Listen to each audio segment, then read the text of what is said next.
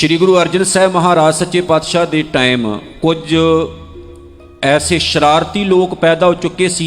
वैसे आप जो इतिहास में डूंघा उतरते हैं तो पता लगता है गुरु अमरदास साहब के टाइम ही ये शरारतां शुरू हो गई सी और गुरु अमरदास साहब के टाइम तो ही ये शरारतां वधियां वधियां बहुत दूर तक पहुँच गई सी। सो गुरबाणी दे बिल्कुल इन बिन शक्ल दी बाणी लिखनी शुरू कर दी गई सी। नानक नीवा जो चले पढ़ियो अगे की है, लगे ना तत्ती वाओ।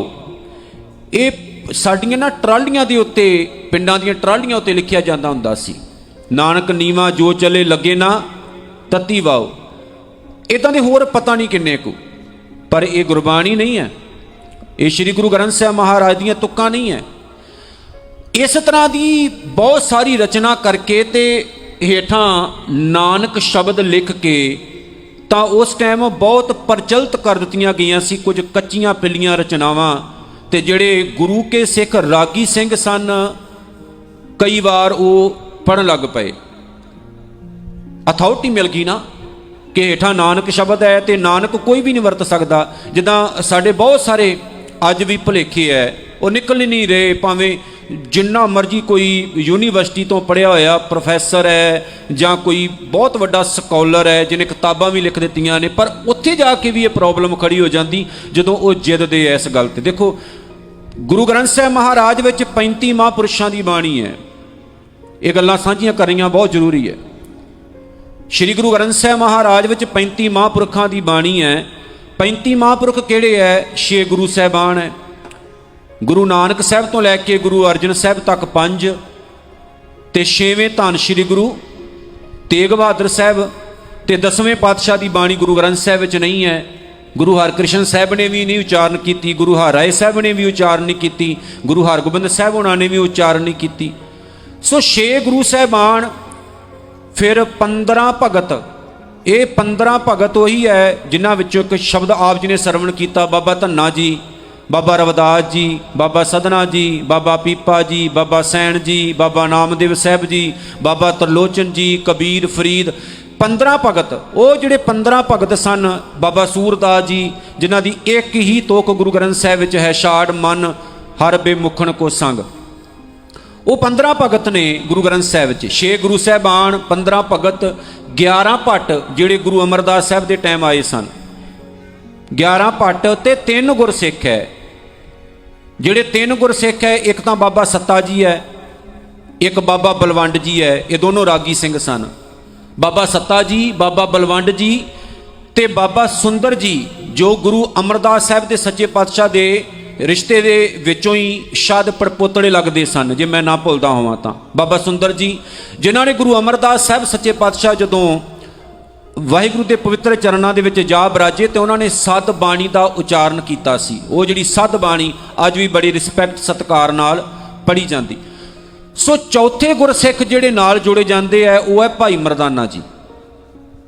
वो कई बार आप कहने 36 है, पर 35 महापुरख है जिन्हों की बाणी गुरु ग्रंथ साहब च है। भाई मरदाना की बाणी गुरु ग्रंथ साहब च नहीं है, भाई मरदाना के नाम ते बाणी गुरु ग्रंथ साहब च है। को सतनाम सलोक मरदाना पहला। ये जड़ा सलोक है ये भाई मरदाना की याद विच पहला भाव मैं गुरु नानक उच्चारण करन लगा हाँ। वो जिहड़ी बाणी है भाई मरदाना के नाम ते सतगुरु ने, क्योंकि 50 साल तो ज़्यादा भाई मरदाना जी ना रहे तो इन्ना तो बनता सी ना, फिर हाँ जी इन्ना तो बनता सी ना कि वो इन्ना दिल जुड़ गया सी अंदरों कि सतगुरां ने उन्होंने नाम उत्ते सलोक मरदाना पहला लिखिया, वो बाणी गुरु ग्रंथ साहब महाराज विच ऐड की। सो ये जिहड़े जिन्ने दिन है ये साडे लई बड़े भागां वाले है। वो जिन्नी बाणी सी वो सारी पोथियां विच मौजूद सही। गुरु नानक साहब ने अपनी बाणी ते 15 भगतां दी बाणी इकत्र की है। वो पोथी बहुत छोटी सी, वो पोथी नूं लैके मक्के तक भी मदीने तक भी गुरु नानक साहब गए। जिवें भाई साहब भाई गुरदास साहब उन्होंने लिखिया ना कि आसा हथ किताब कश कूजा बांग मुसला धारी। गुरु नानक साहब के कोल 2 चीज़ां खास, आसा हथ डंडा, आसा मतलब डंडा, डंडा हथ विच, किताब कश। हुण इहदा मतलब ये नहीं भी कश दे विचों लैके इदां इदां तुरे फिरदे सी। कश दा मतलब कि ना रखी उन्होंने, हत्थ दे विच डंडा ते किताब उन्हां दे कोल सी, जिहदे विच उन्हां दी बाणी ते 15 भगतां दी जां जिन्ने कु भगतां दी बाणी एकत्र होई सी वो सारी उन्हां दे कोल मौजूद सी। वो बहुत छोटी सी। उस तो बाद गुरु अंगद साहब नूं जदों गुरता गद्दी दित्ती ते उही पोथी उन्होंने गुरु अंगद साहब नूं दित्ती। गुरु अंगद साहब ने लिखी तां आकार वधिया, गुरु अमरदास साहब तक पहुंची, गुरु अंगद साहब की ऐड हुई तां आकार वधिया। गुरु अमरदास साहब ने भी बहुत बाणी लिखी, आकार होर वड्डा होया। गुरु रामदास साहब तक पहुंची तां गुरु रामदास साहब ने भी लिखी, आकार होर वड्डा हो गया। गुरु अर्जन साहब की सब तो ज़्यादा बाणी गुरु ग्रंथ साहब विच है, सो गुरु ग्रंथ साहब का अद्धे तो ज़्यादा हिस्सा गुरु अर्जन साहब का उच्चारण किया होया, आकार बहुत वड्डा हो गया। हुण इन्ना वड्डा आकार हो गया कि कुछ कुछ पोथियां के रूप के बाणी वो हैगी सी, पर हुण खतरा ये महसूस होया कि ये कोई रल गट ना करे। तुहानूं याद होना मैं एक दिन एक गल कही सी कि गुरु ग्रंथ साहब नूं पढ़न तो पहला तुक तत्करा पढ़िओ गुरु ग्रंथ साहब का। आपां सहज पाठ बहुत घट लोगों ने किया, बहुत घट। कोशिश करिया करो जदों जिद्दां संडे है, संडे नूं आपां सारे आउणे आ, कोशिश करिया करो जिद्दां दिमाग की समाप्ति हुंदी आपां फ्री है मान लो तो साडे कोल आके भी तुसीं बह सकदे आ, तुसीं साडे नाल गल भी कर सकदे आ भी भाई साहब सानूं गुरु ग्रंथ साहब दिखाओ, गुरु ग्रंथ साहब के दर्शन कराओ। चलो ज़्यादा नहीं, तुहानूं तुक तत्करा विखना चाहिए। जिहड़ा भाई गुरदास साहब ने लिखिया गुरु ग्रंथ साहब सच्चे पातशाह का एक एक शब्द किहदा है, किहड़े पदे ते है, किहड़े अंग ते है, तुसीं बिलीव नहीं करना। दुनिया की कोई पावर वो च छेड़छाड़ नहीं कर सकती। इसलिए साड़ियाँ बाकी सारिया किताबां सारे ग्रंथ छेड़छाड़ हो चुकी, उन्होंने बहुत ऊल जलूल ऐदा का भरिया गया कि जे इत्थे स्टेज पर भी बह के आपां अपना इतिहास सुनाउण लगीए तो कन्नां नूं हत्थ लगदे ते शर्म भी आउंदी है। इदां दीयां गल्लां भी लिख दित्तियां गईयां उहदे च। पर गुरु ग्रंथ साहब सेफ है, कोई दुनिया की पावर छेड़छाड़ नहीं कर सकती, क्योंकि भाई गुरदास साहब वर्गा लखारी उत्थे मौजूद सी। सो वो जिहड़े भगत सन, भट्ट सन, गुरसिख सन, गुरु साहबान सन, उन्हां दी बाणी लिखी गई। फिर धन गुरु अर्जन साहब सच्चे पातशाह ने जदों ये सारी लिखत लिख दी, एक इतिहासकार ने बड़ी कमाल की गल लिखी। कहते जदों गुरु ग्रंथ साहब का स्वरूप कंप्लीट होया ना, तो रामसर सरोवर के कंढे किया गया सी कंप्लीट। उस टाइम वो इलाका बहुत मनमोहक, बड़ा प्यारा, तो जंगल ही जंगल सी आसे पासे। तो गुरु अर्जन साहब ने चूज किया कि ऐसा इलाका होना चाहिए जिथे शांति होवे, जिथे किसी प्रकार का रौला रप्पा डिस्टरबेंस ना होवे, उत्थे बह के काम किया जाए। तो जदों गुरु ग्रंथ साहब का स्वरूप लिखिया गया उस जगह ते मनमोहक जगह ते बह के तां कंप्लीट हो गया। तो जिथे सतगुरु जी आप मंजी साहब आराम करिया करते सन, उत्थे श्री गुरु ग्रंथ साहब महाराज सच्चे पातशाह के स्वरूप नूं रखिया गया। वो बीड़ अज भी जिहड़ा जलंधर के कोल करतारपुर साहब है उत्थे मौजूद है, सोढियां दे कोल है, तुसीं दर्शन कर सकते हो, कराउंदे भी आए हो। अगली गल ध्यान नाल सुनने वाली, इतिहासकार कहते सारी रात गुरु अर्जन साहब सुते ही ना, टहलते रहे, इधर उधर इधर उधर टहलते रहे, कुछ सोचते रहे। बड़ी वड्डी गल सी। सिखां ने पुछया गुरु अर्जन साहब नूं, महाराज कारण की अज इन्नी बेचैनी क्यों है? हुण साडे हालात देखियो अज ते उस टाइम की गल देखियो, गुरु साहब नूं किन्नी चिंता हुई, उस पक्ष की किन्नी टेंशन हुई। कहते कारण की गुरु साहब तुसीं सारी रात नहीं सुते, इधर उधर इधर उधर तुसीं वाक ही करते रहे, घूम रहे हो। गुरु साहब ने कहा दो गल्लां सोच रहे हैं। एक आ जिहड़ा पोथी परमेश्वर का थान श्री गुरु ग्रंथ साहब महाराज की पावन बाणी जो कंप्लीट हो गई, गुरु गोबिंद सिंह महाराज के समय च जाके फिर गुरु तेग बहादुर साहब की बाणी ऐड की गई सी। कहते एक तो यह भी प्रकाश जिहड़ा है किस समय ते कीता जाए, कित्थे कीता जाए, ते एडे वड्डे पवित्र ग्रंथ की जिहड़ी सेवा है वह किन्नू दिती जाए, किन्नू देनी चाहिए। हुण देखो जदों सतगुर के सामने नाम आए ना, महाराज के सामने, तो गुरसिखां की भी यही राय सी।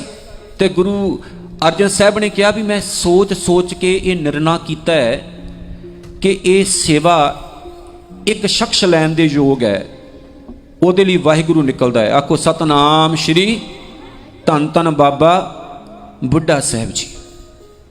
गुरु नानक साहब के बड़े प्यारे सिख, 6 गुरुआं के दर्शन दिदारे करन वाले गुरसिख बाबा बुढ़ा साहब, 6 गुरुआं के, है ना कमाल की गल, क्यों ना सिर निवेगा। 6 गुरुआं के दीदार किते, चरण छोह प्राप्त की और उन्हां दा आनंद, लाइफ का आनंद माणिया। तो गुरु अर्जन साहब ने कहा कि मेरा दिल है कि इस ग्रंथ का ग्रंथी तो बाबा बुढ़ा साहब होना चाहिए। अज ग्रंथी रखना होवे तो सब तो पहला पैसे किन्ने कु लेगा, जिहड़ा घट लैंदा होवे उहनूं आपां चूज करते हैं। ज़्यादातर सारे हक भी खोले जाते हैं, अख्तियार भी खोले जाते हैं, हालात कुछ इदां दे साडी कौम दे बने, पछां चल गए आपां। लेकिन उदों ग्रंथी वो चूज किया गया जिहड़ा उस टाइम का सिरकड़वा गुरसिख सी, नाम का रसिया सी, गुरमत का ज्ञाता सी, कला बाणी पढ़न वाला नहीं सी। गुरु हरगोबिंद साहब नूं मीरी पीरी दियां तलवारां पहनाउण वाला, गुरु अर्जन साहब नूं ते गुरु हरगोबिंद साहब नूं जंगी विद्या सिखाउण वाले बाबा बुढ़ा साहब सन। जंगां युद्धां 'च हिस्सा लैण वाले भी सन ते तलवार इहो जी चलाउंदे सी कि कोई लागे नहीं सी फरकदा उन्हां दे। इन्ने तलवार दे धनी सी, इन्ने नेजे दे धनी सी। ते जदों घोड़े ते चढ़दे सी ना वो, ते फिर घोड़े नूं साह नहीं सी लैण दिंदे। ऐसे बाबा बुढ़ा साहब सन। जिहड़ा बंदा जुबान दा धनी, कलम दा धनी, तलवार दा धनी, दिल दा सच्चा सच्चा, गुरु दा आशक, कहते सेवा तो उन्होंने देनी चाहिए। इस ग्रंथ का जिन्ना ये पवित्र ग्रंथ है उन्ना ही पवित्र ग्रंथी होना चाहिए। एक ना इंग्लिश की कहानी बड़ी सोहनी, आपां जदों छोटे छोटे हुंदे सी पढ़दे हुंदे सी, पता नहीं पढ़ी कि नहीं तुसीं, आदम दा पुत्र अबू, बड़ी प्यारी कहानी। परमात्मा नूं वेखण दे 2 रस्ते हुंदे है। एक परमात्मा नूं वेखण दा रस्ता तुहाडे अपने अंदर है, वो तुहाडा दिल है, तुहाडा हार्ट है, तुसीं उहदे विच वेखना।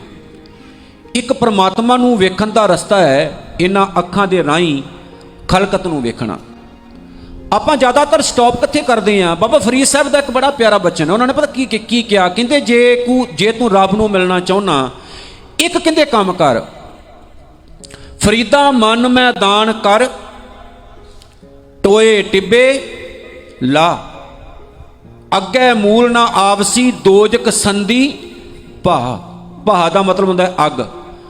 जे तू मन नूं मैदान भाव के पद्धरा कर लवेगा, कोई टोया टिब्बा नहीं रहन देगा अपने अंदर। टोए टिब्बे का मतलब तो आप समझते सारे।